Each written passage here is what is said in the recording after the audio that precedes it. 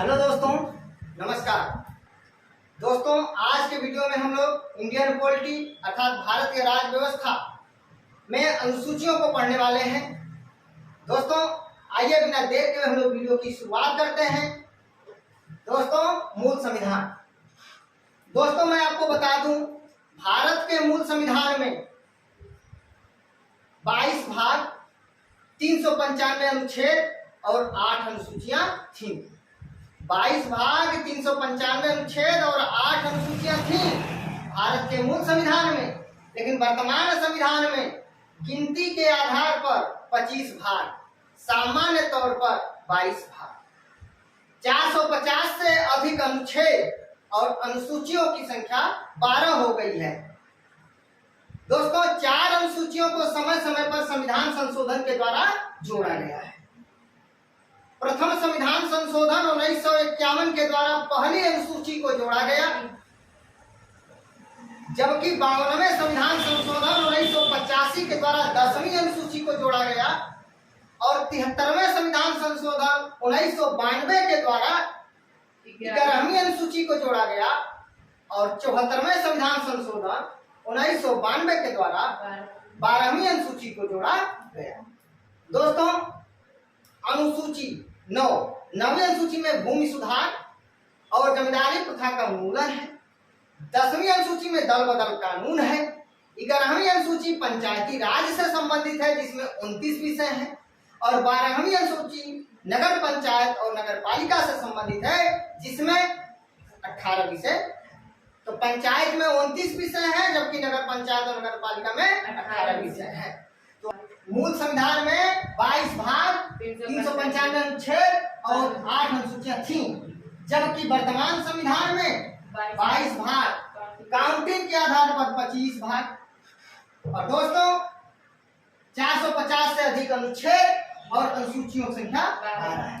दोस्तों, 22 भाग में समय समय पर एबी करके जोड़ा गया है, एबीसी करके जोड़ा गया है। दोस्तों, प्रथम संविधान संशोधन 1951 के द्वारा 9वीं अनुसूची जोड़ा गया।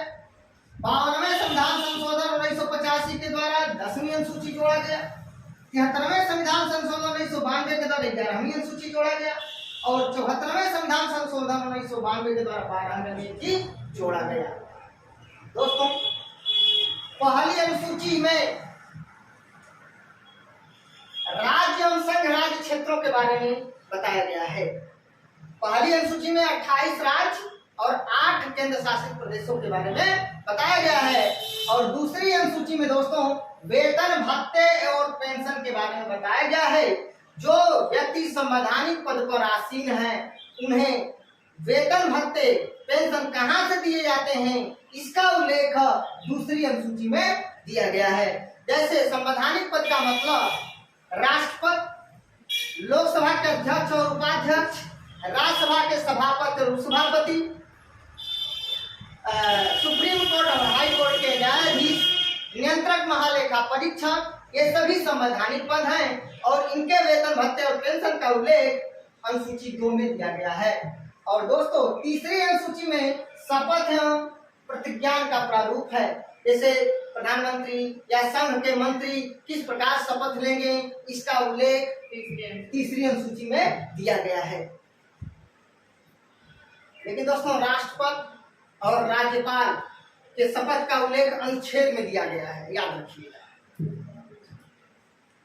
उपराष्ट्रपति का भी उल्लेख, शपथ का उल्लेख अनुच्छेदों में दिया गया है। अनुच्छेद 69 में उपराष्ट्रपति का शपथ होता है।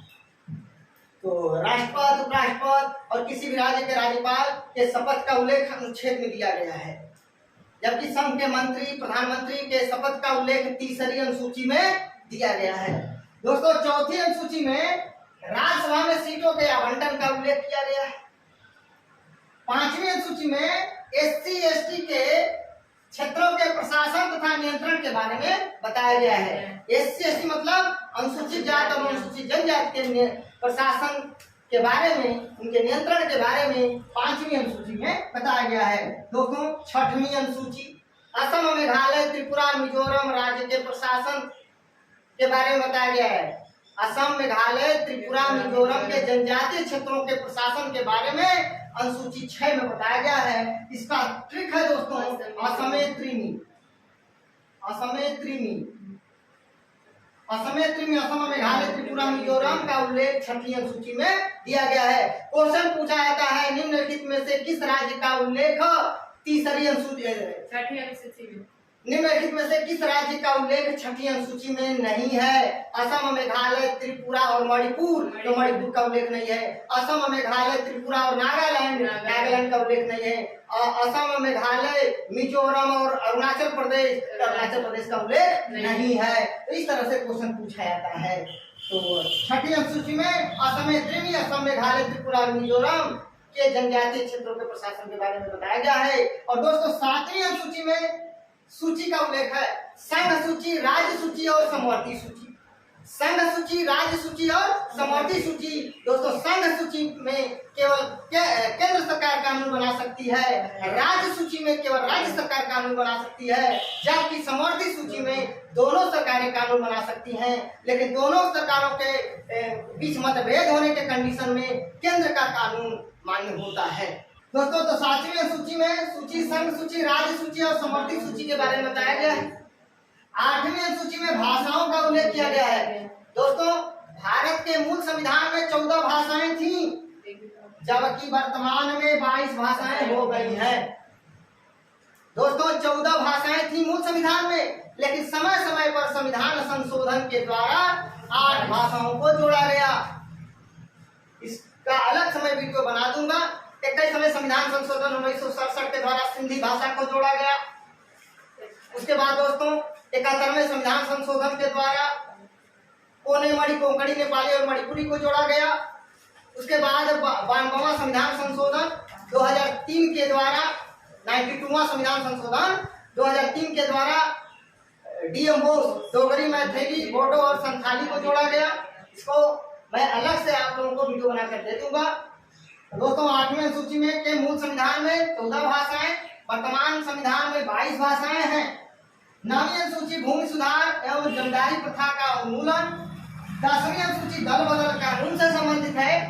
11वीं अनुसूची पंचायती राज से संबंधित है, जिसमें 29 विषय हैं। और 12वीं अनुसूची नगर पंचायत और नगर पालिका से संबंधित है, जिसमें 18 विषय हैं।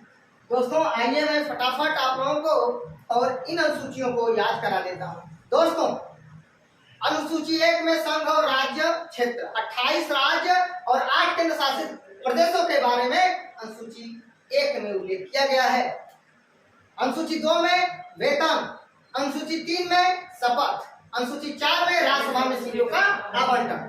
दोस्तों पहले राज्य बना, देश आजाद हो गया, तो आजादी के बाद छोटे छोटे जो प्रांत थे उसको राज्यों के रूप में बनाया गया, उनका पुनर्गठन किया गया, केंद्र शासित प्रदेशों के रूप में बनाया गया। तो दोस्तों जब राज्य बन गए, केंद्र शासित प्रदेश बन गए, तो वहां पे चलाने के लिए कुछ अधिकारियों की जरूरत पड़ेगी। तो अधिकारियों ने कहा कि मुझे वेतन चाहिए। तो सरकार ने कहा ठीक है वेतन देंगे, लेकिन पहले आप शपथ ले लो और शपथ लेकर के राज्यसभा में चले जाओ। तो दोस्तों बड़े आसानी से आपको याद हो गया होगा कि अनुसूची 1 में संघ और उसका राज्य क्षेत्र, और अनुसूची 2 में वेतन, पहले वेतन लेंगे, तो अनुसूची 3 में जाकर के शपथ लेंगे, और अनुसूची 4 में राज्यसभा में जाएंगे अर्थात राज्यसभा में सीटों का आवंटन। उसके बाद दोस्तों 5वीं अनुसूची में SC ST के बारे में काम करेंगे, और 6वीं अनुसूची में असम त्रिम के बारे में काम करेंगे, असम, मेघालय, त्रिपुरा और मिजोरम के बारे में काम करेंगे। उसके बाद दोस्तों 7वीं अनुसूची में सूची है संघ सूची, राज्य सूची और समवर्ती सूची, और 8वीं अनुसूची में भाषा है, और 9वीं अनुसूची में भूमि सुधार और जमींदारी प्रथा का उन्मूलन करेंगे। और उसके बाद 10वीं अनुसूची 10 से 10वीं या 10 से दल बदल कानून, और 11 में दोस्तों 11वीं अनुसूची में पंचायती राज है, जिसमें 29 विषय है, और 12वीं अनुसूची में जो है नगर पंचायत या नगर पालिका, जिसमें 18 विषय है। तो दोस्तों 1 में संघ और राज्य क्षेत्र, 2 में वेतन, 3 में शपथ, 4 में राज्यसभा के सीटों का आवंटन, 5 में SC ST, 6 में असम त्रिम, 7 में सूची, 8 में भाषा, 9 में भूमि सुधार, 10 में दल बदल कानून, 11 में पंचायती राज और 12 में नगर पंचायत। तो हमारे साथ फटाफट बोलिए। अनुसूची 1 में संघ और राज्य, अनुसूची 2 में वेतन, अनुसूची 3 में शपथ। अनुसूची 4 में राज्यसभा में सीटों का आवंटन। अनुसूची 5 में SC/ST के लिए प्रशासन के बारे में नियंत्रण। अनुसूची 6 में असम में त्रिमी, असम मेघालय त्रिपुरा। अनुसूची 7 में सूची संघ सूची, राज्य सूची और समवर्ती सूची। अनुसूची 8 में भाषा। अनुसूची 9 में भूमि सुधार। अनुसूची 10 में दल बदल कानून। अनुसूची 11 में पंचायती राज। अनुसूची 12 में नगर पंचायत या नगर पालिका। इसमें 18 विषय है। तो दोस्तों अगर स्क्रीनशॉट लेना चाहे तो ले सकते हैं।